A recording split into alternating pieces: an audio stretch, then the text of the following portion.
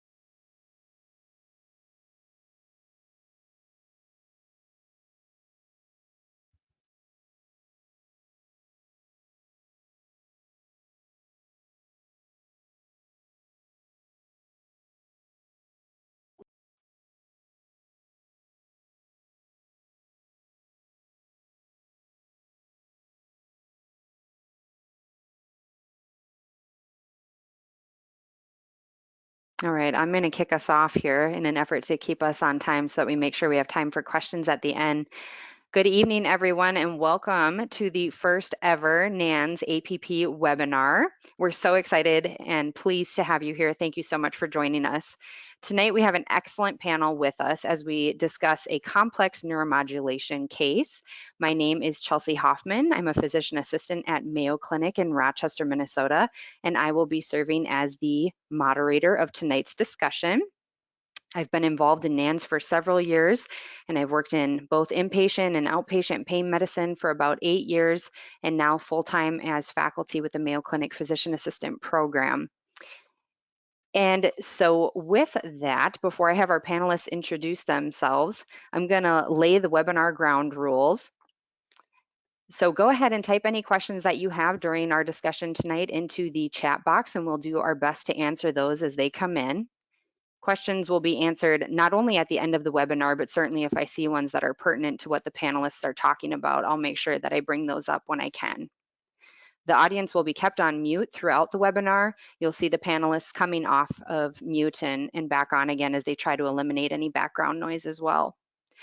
The webinar recording will be available on the NANS YouTube channel and on the NANS website approximately 48 hours after the webinar ends. And so with that, I would like to invite each of our panelists to introduce themselves. We'll start off with Camilla.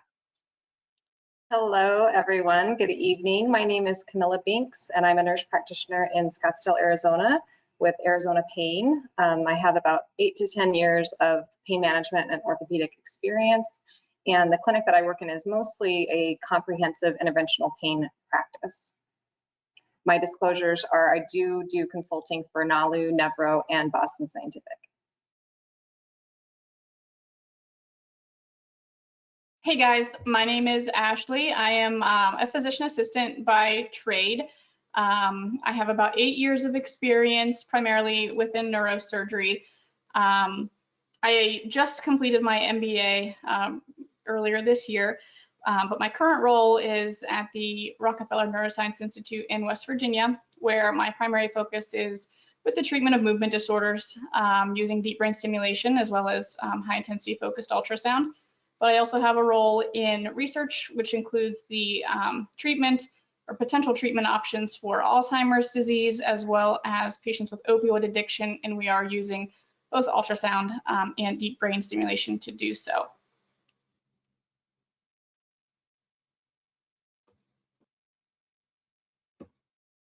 Hi, my name is Bryan Johnson. I've got no financial disclosures. I've been a PA for 18 years. I've got experience in cardiovascular and thoracic surgery, orthopedic trauma surgery, and neurosurgery. I'm currently the chief neurosurgery PA for Advanced Pain Care in Round Rock, Texas. We are a multi-specialty practice that includes pain management, neurosurgery, neurology, orthopedic surgery, rheumatology, behavioral health, and anesthesiology. We're the largest implanter of spinal cord stimulators in the United States. We extend from Katy, Texas, near Houston, up to Austin, Round Rock and Waco, all the way north into Amarillo. All right, thank you, panelists. So I'm going to get us started with our objectives for covering this complex neuromodulation case study. And we have an amazing case tonight that covers so many different aspects of neuromodulation, how to troubleshoot the failure of a spinal cord stimulator therapy.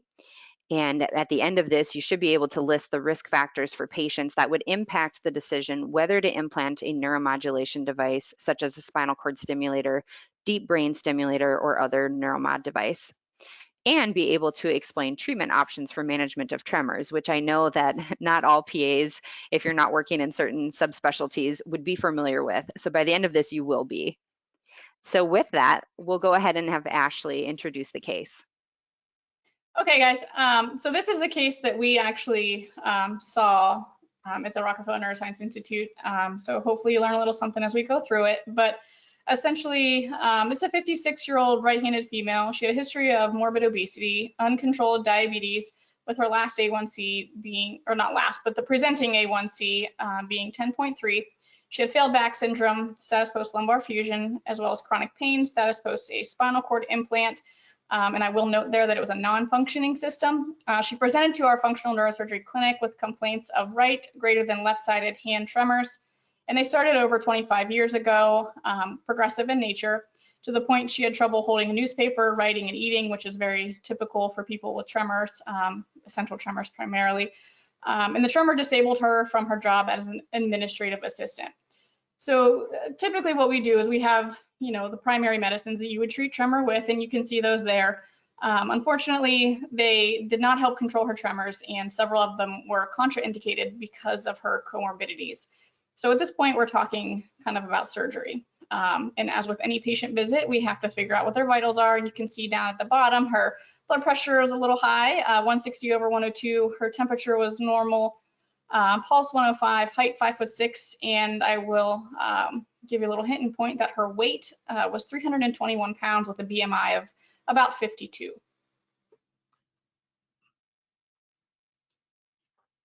I kind of gave it away, but she was diagnosed with essential tremor, and due to the ongoing severity and refractory nature with the medications, she was offered surgical intervention in the form of 1, which was deep brain stimulation, or 2, high intensity focused ultrasound. We will hear that referred to as HIFU or MR guided focused ultrasound, and you can see the kind of abbreviations there just so you're familiar. The benefits of each one is, and we have this conversation with all of the patients that are interested in surgery, is deep brain stimulation's been around for over 25 years. It's got flexible programming, so flexible and increased ability to change settings as the tremor changes, and if there's a side effect, you can always program around that. So it gives our patients a lot of options and benefit. You can also treat bilateral hand tremors, although it does carry a higher risk of surgical risk, I would say, being it is an open procedure. It does require an implant, incisions, which increase the risk of infection as well as hemorrhage, and deep brain stimulation does require more follow-up than in comparison to high intensity focused ultrasound. This procedure has been around for about 6 years. It is a permanent lesioning procedure, so really no flexibility as the patient changes or ages, or as the tremor changes, there's no ability to adjust the impact that the procedure has on tremor. As I mentioned, it is less invasive. There is no incision, so minimal risk of infection, or excuse me, no risk of infection and minimal risk of hemorrhage.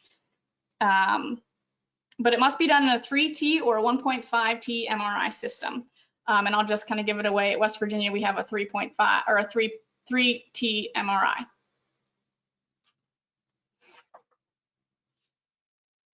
All right, we can move it to the next slide. Thank you for laying the foundation for us with that case, Ashley. And so I'm going to pose the first question to Bryan specifically and ask Bryan, with your neurosurgical expertise and all of your years seeing pre-op, post-op patients, what kind of glaring issues are present to you right off the bat with this case? Some of the most glaring issues, Chelsea, are, the morbid obesity with a BMI of near 52. That with the uncontrolled diabetes of 10.3, there's very little chance that we'd be trying to take this patient to surgery. The risk reward is way too high with that alone. But with that morbid obesity, uncontrolled diabetes, the other thing that we would be questioning is whether or not there were any other pulmonary or cardiac issues involved. I would be surprised if there weren't, based upon that. Were there any other cardiac comorbidities, Ashley? I'm on mute. She did have quite a few things going on. So hypertension, coronary artery disease. I believe she also had a history of an MI. Her comorbidities were pretty lengthy to list on the introductory case, but yes. Yeah, so from a surgical standpoint, I mean, she would be an extremely high risk, if not a surgical candidate at all, based upon that alone. We'd need at least primary care, cardiac, possibly even get pulmonary involved, and then endocrinology to help get the hemoglobin A1C down to at least below 7.5. That is our level before we even take anybody into surgery.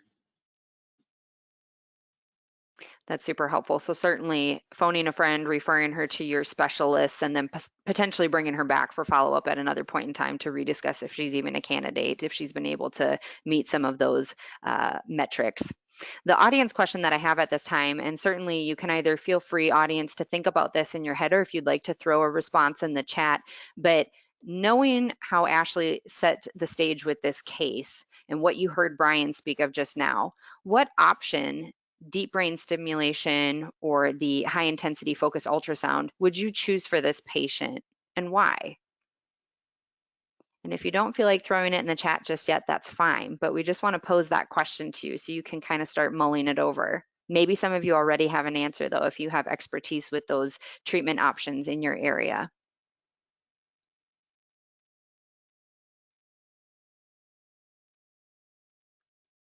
All right, keep thinking about it. And I'm going to go ahead and let them flip us to the next slide.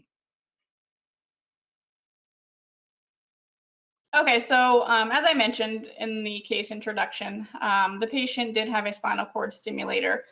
So when we talk about doing surgery, you know, you got to think about, you know, is the spinal cord stimulator really doing anything? And it had been turned off for many years.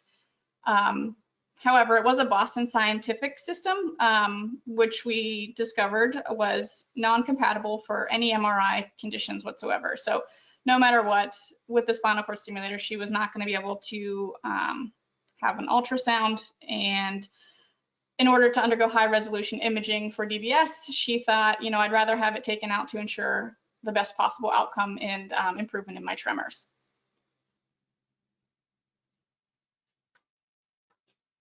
All right, thanks, Ashley.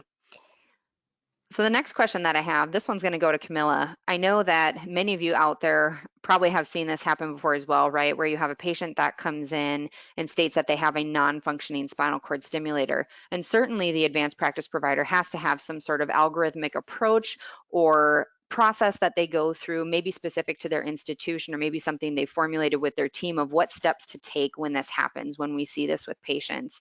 And so Camilla, tell us a little bit about what you would do if you had a patient come in and say that their device was not functioning or had been shut off for any period of time. Thanks, Ashley. So for this patient, that if she were to come into Arizona Pain and states that she has a stimulator that's not functioning, the first thing that we try to find out is, does she know what vendor she's implanted with, and then tracking down the representative for that vendor to interrogate the device and see if it's truly non-functioning or maybe the battery's dead, and then having the rep interrogate the device. And then we also get imaging, usually x-rays, AP and lateral x-rays of thoracic and lumbar spine, just to see if it's in the right place. And ultimately in interventional pain, we're trying to help the patient with their pain. So if they have a stimulator, like what other options are there for you to treat your pain? And in interventional pain, we're always thinking about, well, if it's not working and it was working at one point, can we then explant it and implant it with a different device? Camilla, I like what you said there. You certainly brought up the imaging, bringing in your team to determine the next steps in their care plan, and bringing in the device company representative.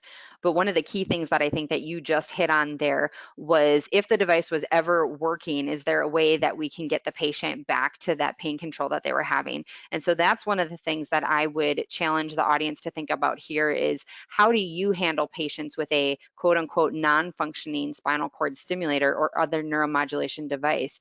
Do you take the time to ask some more of those probing questions as far as, what does non-functioning mean? Does it mean that the device won't turn on at all? Did it ever turn on? Did you have pain relief at some point in the past immediately after it was put in? And how great of pain control was that? Is that something that you'd like to get back to? So I think it leads us down this like rabbit hole of all these other additional questions, right? Because people can say, oh, it's not working, or it never worked. And then once you start kind of probing them with some of those questions, it's like, wait a second, yes, it actually did work at one time. And we do see documented maybe in the past that you actually did have really good pain relief. So certainly a lot of other questions to ask along the way. And with that, we can go ahead and go to the next slide. Okay, so the moral of the story is the spinal cord stimulator was not MRI compatible. And in this patient's situation, she never had really any significant relief. So again, she did elect to have this removed in order to have the higher resolution imaging for deep brain stimulation, or even undergo the high intensity focused ultrasound. I will again note that the ultrasound that we have here at West Virginia is a 3T, although these can also be done on a 1.5. So if you ever saw a patient with a stimulator that was compatible at 1.5, you could certainly get them in touch with a facility that does that. So again, she elected to have the stimulator removed. Additionally, I will add that she was working on her health during this workup. This was quite a lengthy process to go through, and having these discussions with both her and her family.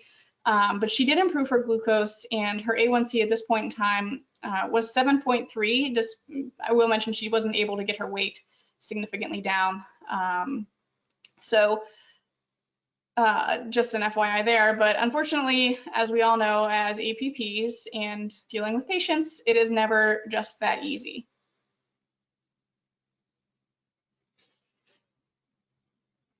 So she underwent explantation of the spinal cord stimulator. Unfortunately, she did have a superficial wound dehiscence at the inferior portion of the thoracic incision. Fortunately, the patient's wound did heal without any additional surgical interventions.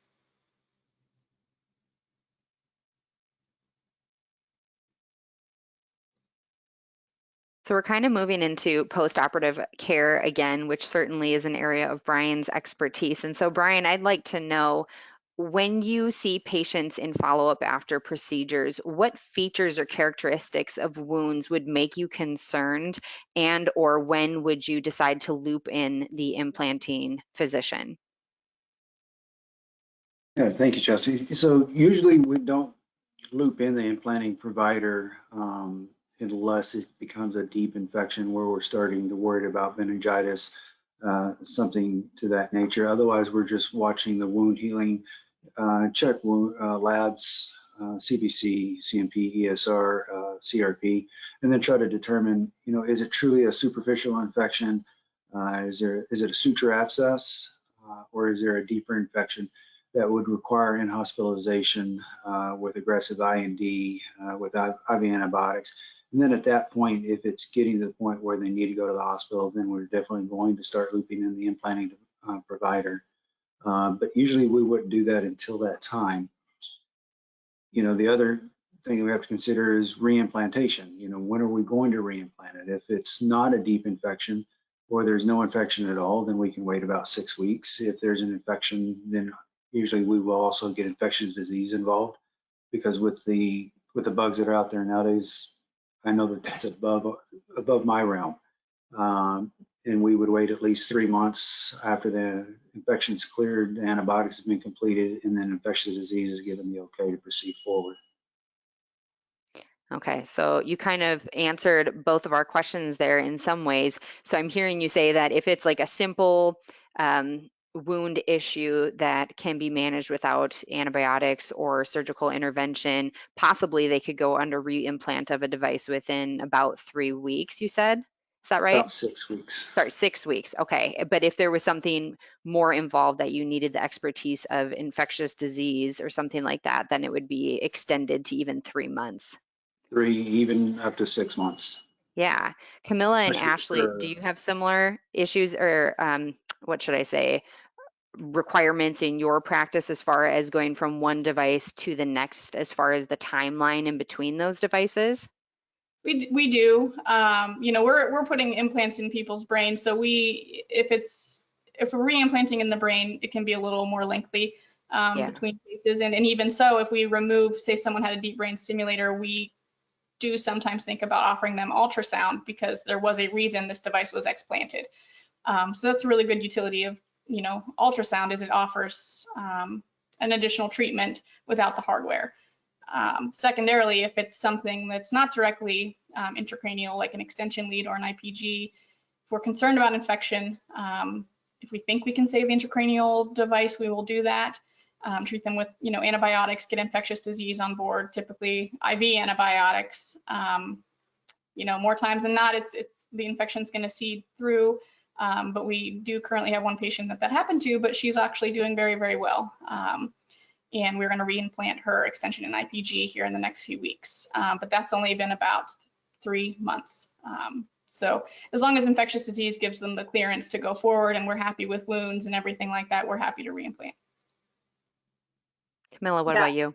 I would say similar. We don't deal with deep brain stimulation in our practice, but as far as like SES, explant or removal, if there's no infection and we're just doing like earlier when I mentioned if the patient was getting relief and we want to explant the device and implant a different device, you can do that at the same visit. Patients in, you know, the OR, you explant one device and implant another. As far as time between 2 different devices, I think the standard is 6 weeks as long as there's no infection. Yeah. And I agree with both Bryan and Ashley that if there's a deeper infection, then obviously getting infectious disease involved is the best option. Perfect. Thank you guys for your opinions on that one. And to the audience, certainly, if you have different requirements within your practice or a different time frame that you all follow or any interesting pearls, certainly feel free to share those in the chat so that others can learn from your teams as well. And you can go ahead and go to the next slide. I'll let Ashley take it. All right. So as a reminder, she was interested in either HIFU or deep brain stimulation. Those, you can see her vitals there. I won't go through them again. Like I said, wasn't able to reduce her weight or BMI that much, but did have a significant reduction in her A1C from 10.3 down to 7.3 after having multiple conversations with endocrinology, changing medications, and multiple conversations with us as well. So in order to get HIFU, one of the points I wanted to bring up here is that you have to have a skull density ratio that is within a range that enables us to get enough energy through the skull into the brain to create a permanent lesion. So you can see that her SDR was 0.57, which is absolutely within range. It's pretty good, actually. It's kind of the sweet spot that we look for. We do want the SDR to be above 0.4. So the pearl and the kind of note I want you to take away here is that despite this being a really good option for patients, maybe who can't have DBS or a failed DBS as far as like an infection or a complication goes, there is a possibility that not everyone is a candidate for the procedure. So you do have to have this special CT scan to get that skull density calculation. And what it is it's a ratio of cortical to cancellous bone. And that's the hard bone to the soft bone. And that can prevent, like I said, enough energy getting through the skull to create that permanent lesion. So despite improvement in her A1C, removal of the spinal cord stimulator, and the acceptable SDR, unfortunately, she was not able to lose enough weight to have the ultrasound procedure. As many of us know, there are weight limits on beds and things like that. In particular, the ultrasound is done in the MRI suite. So the weight limit on our MRI bed is about 270 pounds, and she, as you can see, was 300. So just based on body habitus alone, we couldn't offer her the ultrasound. So we did have an in-depth discussion with her, about the risks of deep brain stimulation and, her health, and we did get cardiac on board to, ensure we had the appropriate clearances. But I'll let you take it away before I give the ending of the case. Sure, we can go to the next slide. All right, so this one's going back to Bryan and then Camilla as well. I'll have you guys weigh in here. So Ashley brought up a great point about practices having limits set for BMI as far as when they will or they will not consider doing an interventional procedure. And sometimes even our tables in our procedure suites have weight restrictions on them as well. So I was curious, in your practices, what is that cutoff where you're like, I don't think we feel comfortable doing that? Let's have Bryan go first. Our BMI cutoff is about 45. If depending upon what it is, we may extend it up to 50, but 50 is pretty much a hard cutoff. Anything over 50, we're not going to have the capabilities to have them on the operating table without problems. Camilla, what about you? So for our weight limit for the table is 450 pounds. The weight limit, or excuse me, the BMI limit is the same. Anything greater than 50, we're not going to do. However, that's for sedation only. So if the patient is under 450 pounds and they don't want sedation, they can have a procedure done at our procedure center with risk. Right. That's helpful. Thank you. So an audience question again, you can throw this in the chat, you can think about it, but what about your practice? Do you know if your practice has a BMI or weight limit set to determine eligibility for procedures? Or do you happen to know what your table limits are in your operating suites? Certainly that is something that an APP should know, because a lot of times we're the ones seeing them in the clinic, clearing them for procedures. And so having that information at the front of your mind or posted somewhere in your office space is very helpful to you and to the members of your team, or as you're orienting new team members too.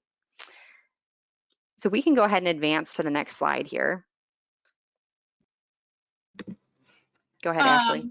Yep, sorry about that. So we did revisit deep brain stimulation in this patient. As I said, her tremors were very severe and medically refractory, disabling her from her job and many activities of daily living, and she was only 56. So because she was able to reduce her A1C and we did get the necessary clearances, we did offer her, deep brain stimulation, and we did a unilateral implant. We did not do simultaneous bilateral, as this increases her risks. So we did a unilateral DBS, and that enabled her to get both sides treated, as well as enable her to have the flexible programming because of her age. I did want to include here, this is just a table that you can quickly reference as far as the differences between high intensity focused ultrasound and deep brain stimulation. So just kind of in summary, the patient, she's a 56-year-old young lady, was able to improve her health. So despite trying all of our typical tremor medicines, which you would want to go through, at least the two heavy hitters if you were, treating someone with tremor in the clinic, primidone and propranolol primarily. Unfortunately, there are contraindications to those medications. Secondarily would be gabapentin, Topamax. You can use, things like Ativan and other benzodiazepines as well, but using those in moderation obviously is very important. But unfortunately, like I said, she wasn't able to tolerate any of those medicines, or they did not provide relief. So the surgical interventions that you see most often are going to be the high intensity focused ultrasound and deep brain stimulation. So again, permanent lesioning versus adjustable stimulation. One has hardware, one does not. One is minimally invasive. I hesitate to say non-invasive, because anything in the brain is, invasive, but certainly deep brain stimulation is more invasive and carries higher risks. As far as intraoperative surgical risks, obviously both have side effects. The benefit of deep brain stimulation is you get the option to program around any side effects, whereas high intensity focused ultrasound is a permanent lesioning. So if you get a side effect, I always say the only thing that's going to make it better is time. I can't give you a pill, and I can't change any settings to make it go away. The benefits are about the same for each. We always estimate about an 80% reduction in tremor on both sides of the spectrum for that. But obviously we do see, and as many of you probably do see, there are cases where you get more than that, 95, 100%, and some, you shoot for 50, and that's good enough. So in conclusion, she did undergo a left-sided, like I said, unilateral, and VIM is the target that we use for patients with essential tremor. It's in the thalamus and specifically the ventralis intermedius, and she had very good improvements in her right-handed tremor with no wound dehiscence, I would say, or cardiac event or pulmonary event related to the DBS surgery.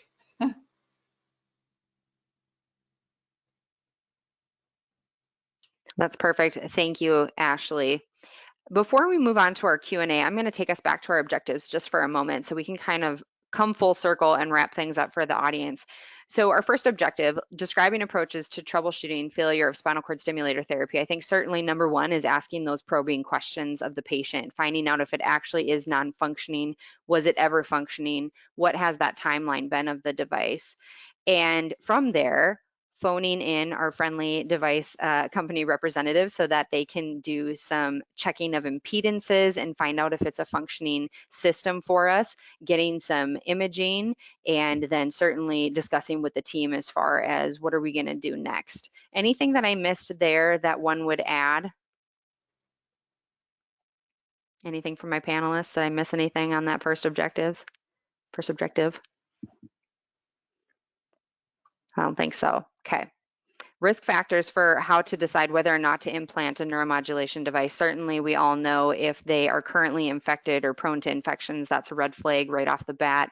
We saw with this patient the elevated BMI, the elevated uncontrolled hemoglobin A1C, and difficulties with getting that under control in addition to their weight, but also cardiac risk factors, pulmonary risk factors, and other things. Any other risk factors that make any of you concerned when you are reading through a patient's chart or seeing somebody in the clinic as far as whether or not to implant a device?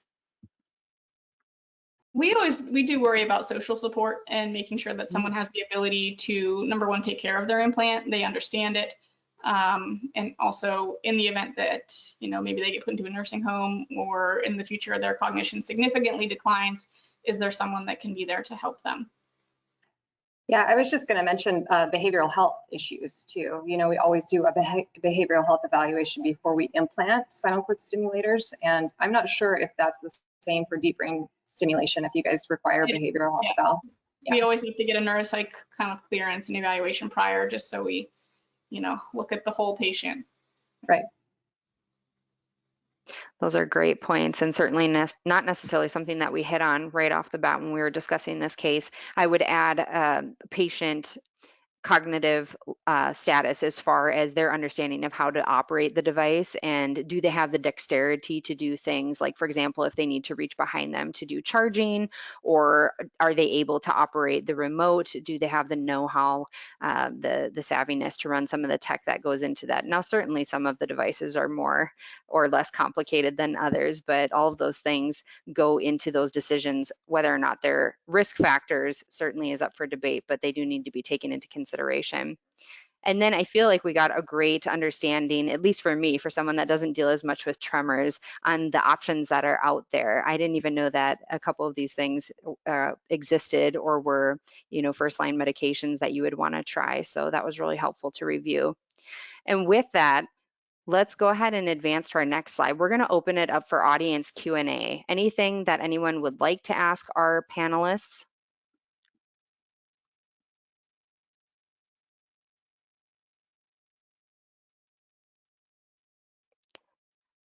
I'm looking right now in the chat. One of the questions that had come in were any psych concerns for DBS as in spinal cord stimulation. I think we answered that already. Ashley said that yes, indeed, they do get psych consultation and clearance from psych before they will consider implanting devices. Is that correct, Ashley? That is correct. And we have a multidisciplinary approach where, we have neurology, neurosurgery, neuropsych, neuroradiology, social work, physical therapy, all on board with a core team that we use. And even if someone's not maybe optimal during the time of their evaluation, we often do recommend additional treatments. And then in the future, patients do switch into, once they manage their depression or anxiety a little bit better. You know, and you always, you know, think about drinking as well. We think about, you know, patients who are alcoholics, maybe reducing the amount of alcohol they're drinking. So there's a lot that goes into it that might rule you out as a candidate initially, but then, you know, after a little bit of treatment, they do flip into that, you know, eligible category. That's perfect. Thank you. Another question that came in here, one of our attendees stated that they think it's important to also assess how compliant patients are with post-op care. What led to the infection in the first place, for example? And so I think that's a great discussion point as far as, do we decide to offer them other treatments if we know that perhaps there's been issues in the past, or how do we assess patient compliance? Do you guys have any tips or tricks that you have used when seeing patients over the years?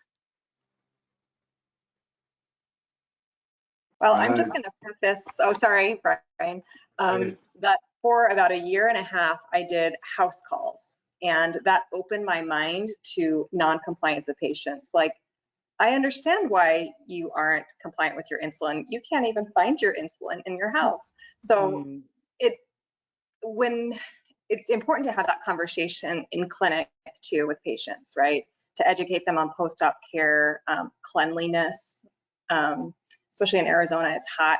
Patients are sweating. If they're diabetic and they're overweight, like all of those things increase their risk for developing a post-op infection.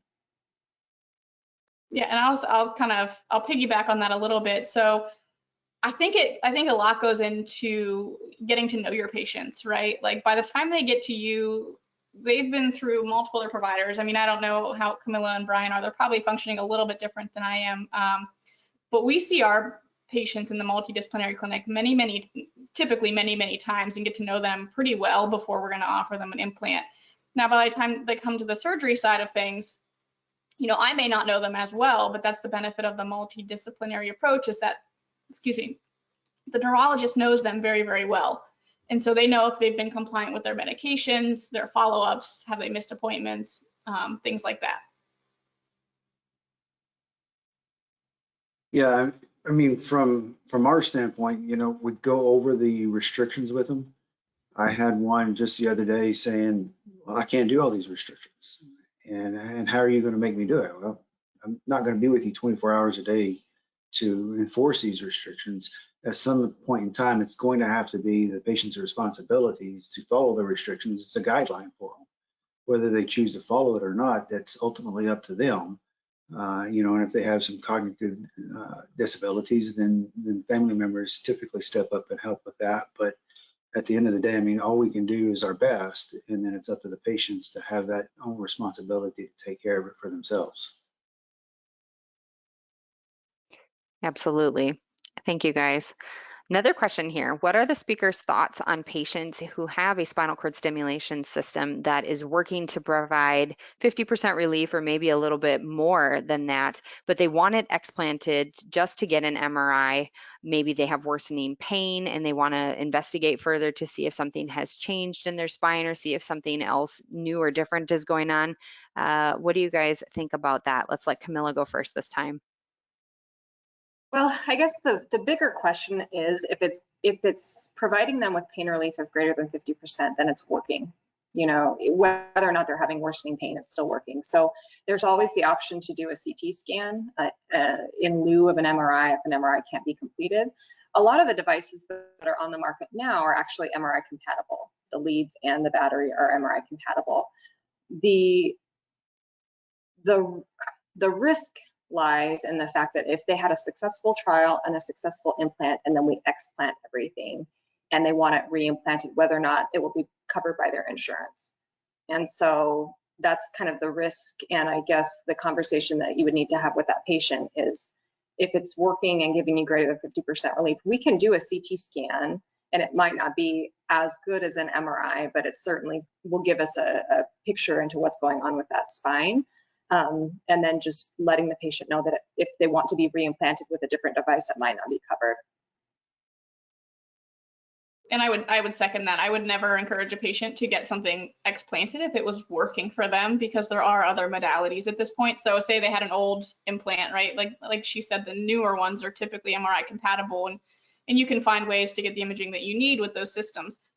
But if it was an old system and it's providing, 50% relief, get another image. That's what if she had a system that had been functioning well and providing her that 50% relief, we would have ordered a CT scan and done deep brain stimulation using CT guided imaging. So The other modality you can get is a CT myelogram. It's almost as good as an MRI, and it'll give you everything within the spinal canal, the foramen. That way you can find out, hey, why is she having new pain? We had a patient that's been trying to get an explant for the last few months because she's got 80% relief, but she wants more. It's like, come on, no. Those are excellent suggestions, you guys. Thank you so much for that. Ashley, I've got one to throw your way. What are the most common post-operative complications after deep brain stimulation, and what does the recovery look like? So the most common, I would say the typical things you would see immediately post-op would be pneumocephalus, and that can have a little bit of a headache, but as we all know, that goes away relatively quickly. Really, people do very well right in the hospital. So post-op nausea, vomiting. I've seen pain control is very minimal after a stage 1, which is the brain implant. Stage 2, which is the battery, can be a little more painful just because you're tunneling a device from essentially kind of right behind the ear to the chest. So that's a little more painful. Complications, I mean, the bleeding risk is very minimal in the grander scheme of things. I would say about 1 in every 100 patients have a problem. And of those problems, 1 to 2% risk of infection, 1 to 2% risk of bleeding, depending on your target. Hardware complications can happen here and there, not too often, more a result of a fall or a break in the lead or a loose connection or something like that. The biggest problem could be malplaced lead, or even lead movement. So migration of the lead just ever so slightly. That results in just enough movement to prevent them from getting adequate benefit. The side effects that you see depend on where the lead is implanted. So again, if that happens, you can always program around it. If you can't program around it, then you're talking about doing a lead revision if the patient is willing to undergo that procedure. But those are the biggest, I would say, complications. They're minimal in the grander scheme of neurosurgery. And sorry if you already said this, Ashley, but how long does it take patients to recover after those procedures? So I typically say after stage 1, which is the brain implant, a 2-week downtime, and that's typically just the time between a stage 1 and a 2. So just take it easy for a couple days. And then after the battery implant, I do ask my patients, and this all depends on their living and their activities or hobbies, things like that. But I typically say a 4-week recovery before you start slowly increasing your activities. And again, depends on the job or the occupation as to how quickly we'll advance that. But the biggest risk if you increase your activities too quickly is that you can cause a disruption in the battery placement, and that can flip or rotate, which would then or could kink or damage the wire. Good to know. Thank you for explaining that a bit more for us. One of the questions that I have for the panelists, I think in this modern day where we have all these different technologies available to us to help with various medical issues, bladder stimulators, spinal cord stimulators, peripheral nerve stimulators, how many devices is too many? Do you have those discussions in your practice? Well, can I just share a personal experience? I have a patient that has a high cervical spinal cord stimulator to treat atypical facial pain. And she's had that for about 4 or 5 years. And then recently in the last year was implanted with a lumbar spinal cord stimulator to treat low back pain and leg pain. And then she had a partial knee replacement on her right knee and was having intense pain in her right knee. And so we did a peripheral nerve trial, and she was excellent with the trial and was implanted. And unbeknownst to me, as she was in for her post-op implant for her knee, she said, oh, and I also have a trial going on right now for my bladder. So she has 1, 2, 3, she'll have 4. So I don't know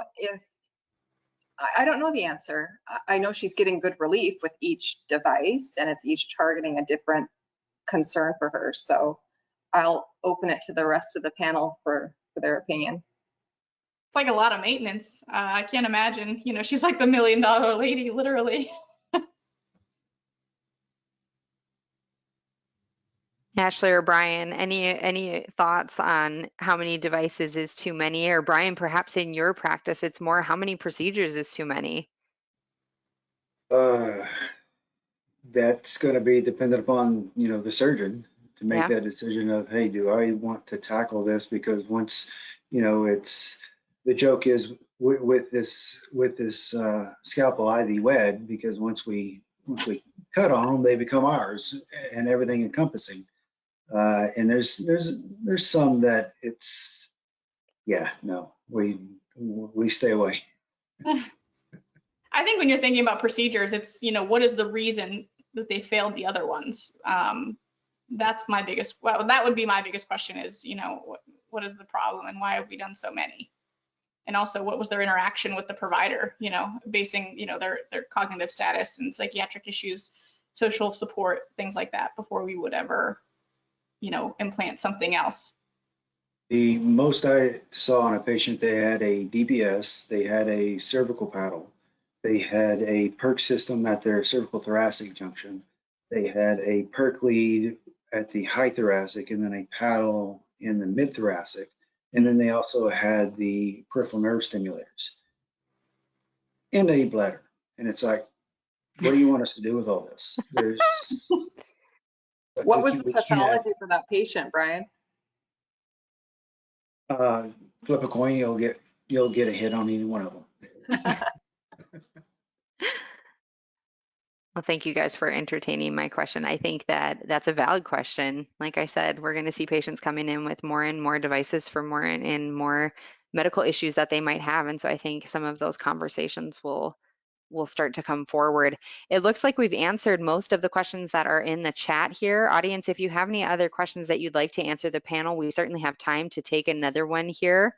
While I am monitoring the chat for any last questions, I will say that we have our contact information listed on this slide here. So certainly feel free to reach out if this webinar brought any questions or concerns that you would like an opinion from our experts on. We'd be happy to speak with you. So while they're doing this, I know we had personally talked about this as like our small group.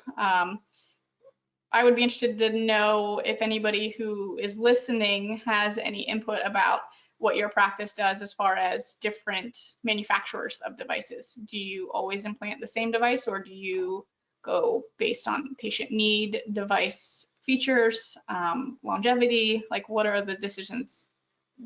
What is the decision pathway that you guys follow?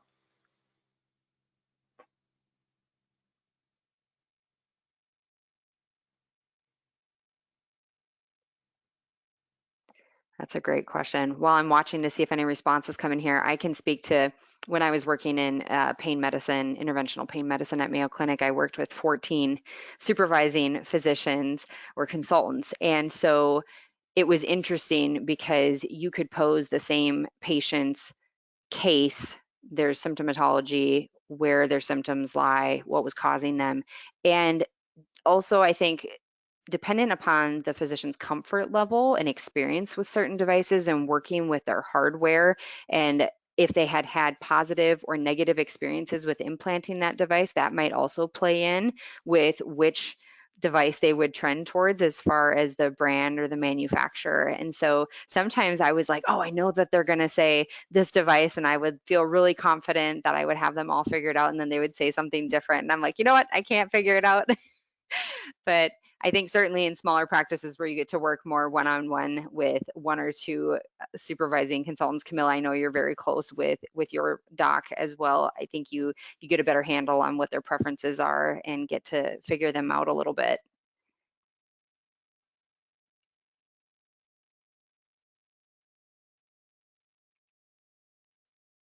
One of our attendees says that they're blessed with options in their region and able to make decisions on a case by case and not company dependent.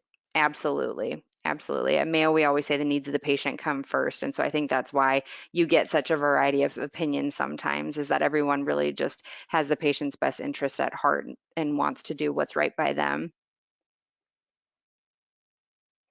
We have a question here for cervical spinal cord stimulation. What is your routine insertion site for a cervical lead? Enter from the lumbar and go up, or enter from the upper thoracic and advance upwards? Anything from the panelists here on that one? Most of the stimulators that neurosurgery puts in are paddles. So we usually go in, obviously we're already into the cervical, posterior cervical spine anyhow. So we either, if we're going to do it normally, then we'll go into the C3-4 area. If we're going to do it retrograde, then we go between the skull and C1 and use that to essentially anchor everything into place to keep the lead migration down. I know that the pain guys varies upon different practitioners. Some of them will go through from the mid-thoracic, others will come all the way up from the lumbar. I would agree with Brian. In interventional pain, we use percutaneous leads, and typically we go upper thoracic. Very rarely will we go from the lumbar spine and thread the leads up. Usually it's upper thoracic for lead insertion.